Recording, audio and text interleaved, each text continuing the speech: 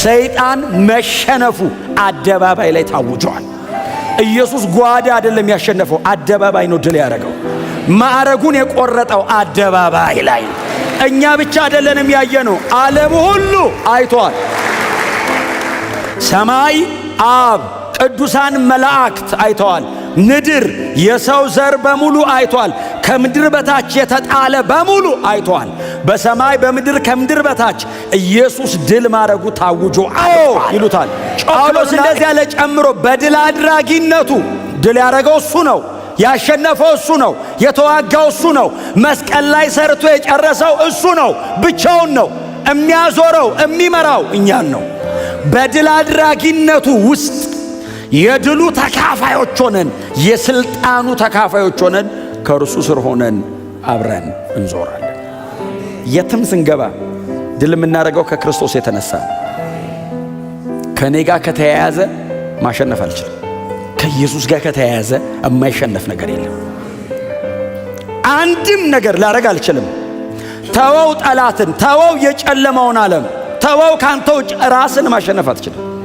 ከኢየሱስ ጋር ከሆንክ የትኛውም ኃይል ይሰበራል፣ የትኛውም ጉልበት ይንበረከካል፣ የትኛውም ባለ ማዕረግ ኢየሱስ ስትልበት ማዕረጉን ጥሎ ዝቅ ይላል። ኢየሱስ ብቻ ድል አድርጓል። ይሄ ጊዜ ጳውሎስ እንዳትቀመጡ በእናንተ ፕሮፋይል እንዳሰብኩ ኢየሱስ ክርስቶስን ይዛችሁት ቁሙ። በፍጹም እኔ ማለት ብላችሁ እንዳትጀምሩ። ከክርስቶስ ኢየሱስ ተነሱ። ያኔ የትኛውም የዚህ ዓለም ሲስተም ነክድ ኢየሱስ እንዳደረገው ይገለጣል። ኢየሱስ ማዕረጉን እንደቆረጠው ይገለጣል። በወንጌል ብቻ ነው ልታዋርደው የምትችለው። ይህንን ዓለም አትችለውም በሌላ መንገድ። በፍጹም ተለካክታችሁ ተወዳድራችሁ ተፎካክራችሁ ዓለምን ልታሸንፏት አትችሉ። ኢየሱስ ስትሉ ግን ዓለም መሸነፏ፣ ሰይጣን ድል መደረጉ ወደ ብርሃን ይወጣል። ጌታን ጠብቁት፣ እንዳትቀድሙት፣ ተከተሉት፣ አብራችሁት ሂዱ። የሕይወት ዘመን መልእክታችሁ ወንጌል ብቻ ይሁን። በቃ ኢየሱስ ስትሉ ይቀድማል ከፊት። ወንጌል ስትሉ በራሳችሁ ላይ ሆኖ ይታያል። ከሱ ውጪ ያረጋችሁት ቀን እናንተና ሌላው ነገር አትችሉትም እንላለን። ለሚድኑት የሕይወት ለሚጠፉት የሞት ሽታው አንድ ነው። የእግዚአብሔር የምኑ ዕውቀት ነው የሚለው?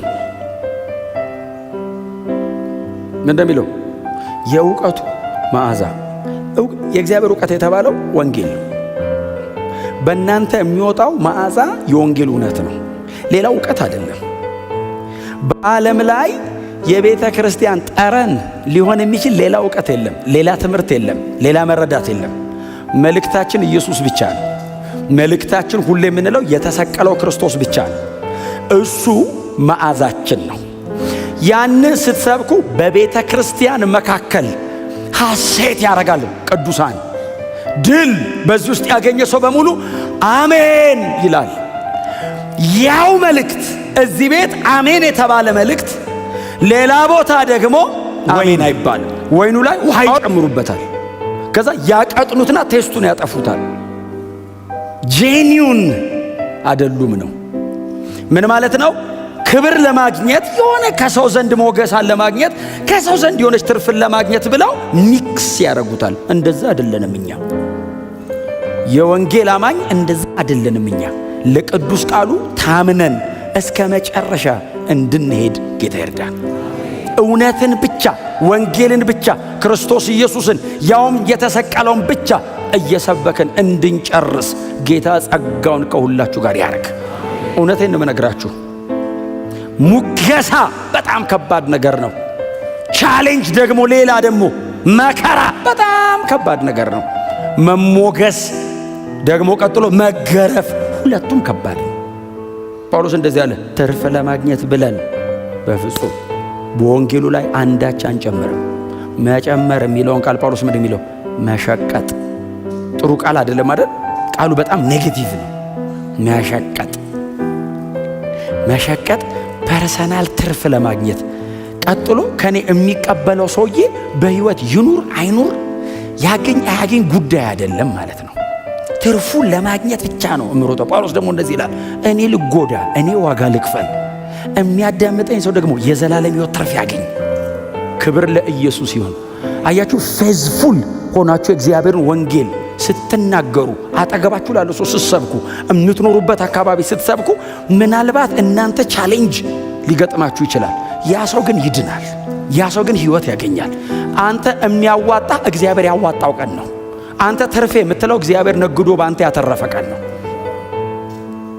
ክብር ለኢየሱስ ይሁን። እኔ አይደለም ሂሳብ የምሰራው፣ ትራንዛክሽኑ ላይ እግዚአብሔር ነው ሂሳብ የሚሰራው። እግዚአብሔር ያዋጣኛል ብሎ ሲነግድ አብረ መነገድ ነው። ያኔ እግዚአብሔር ምናልባት የኔን በሙሉ ወስዶ ነግዶ ሊያተርፍ ይችላል። እኔ ባዶ እጄን ነኝ አልልም። እግዚአብሔር በእኔ ነግዶ ስንት አተረፈው እላለሁ። እግዚአብሔር ካተረፈ ያዋጣኛል፣ ሰማይ በአክሊል መልክ እቀበለዋለሁ። ጳውሎስ ዛሬን የማያየው ሰፈር ስለማያረግ አይደለም፣ ዋጋ እየከፈለ ስላልሆነ አይደለም። በጣም ዋጋ እየከፈለ ነው።